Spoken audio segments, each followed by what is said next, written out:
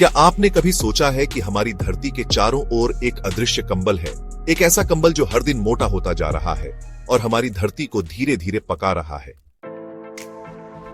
इस वीडियो में हम जानेंगे कि ग्रीन हाउस इफेक्ट क्या होता है, ये ग्लोबल वार्मिंग से कैसे जुड़ा है और हमें इसे क्यों गंभीरता से लेना चाहिए। जब सूरज की रोशनी धरती पर पड़ती है तो उसकी गर्मी धरती को गर्म करती है। कुछ गर्मी वापस अंतरिक्ष में चली जाती है, लेकिन कुछ धरती के वातावरण में फंस जाती है।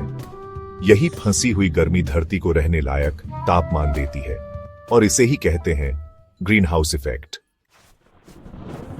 ये एक प्राकृतिक प्रक्रिया है और इसके बिना हमारी धरती बर्फीली और जीवनहीन हो जाती।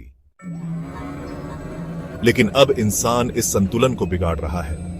हमारे कारखानों से निकला धुआं, गाड़ियों से निकलती गैसें, जंगलों की कटाई और कोयला जलाना, ये सब वातावरण में ग्रीन हाउस गैसों को बढ़ा रहे हैं, जैसे कार्बन डाइऑक्साइड, मीथेन और नाइट्रस ऑक्साइड।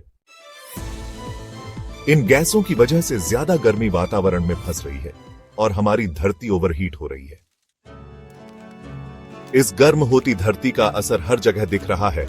हिमालय की बर्फ पिघल रही है, समुद्र का स्तर बढ़ रहा है, कभी बाढ़, कभी सूखा, खेती बर्बाद हो रही है और लोग गर्मी और बीमारियों से परेशान हैं।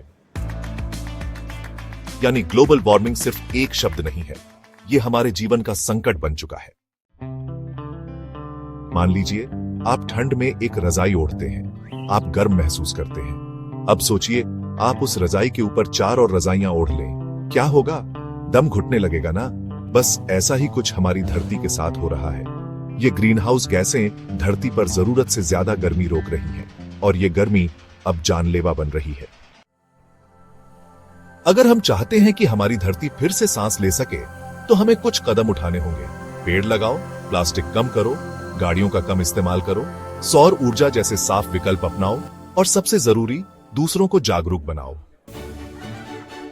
दोस्तों, बदलाव तभी आता है जब हम कदम उठाते हैं। अगर हम आज से ही अपनी आदतें बदलें तो हम आने वाली पीढ़ियों के लिए एक सुंदर और सुरक्षित धरती छोड़ सकते हैं। अगर आपको यह वीडियो ज्ञानवर्धक लगा तो इसे लाइक करें, शेयर करें और कमेंट में लिखें, मैं धरती के साथ हूं। मिलते हैं अगले वीडियो में एक और जरूरी मुद्दे के साथ। तब तक धरती से प्यार करो।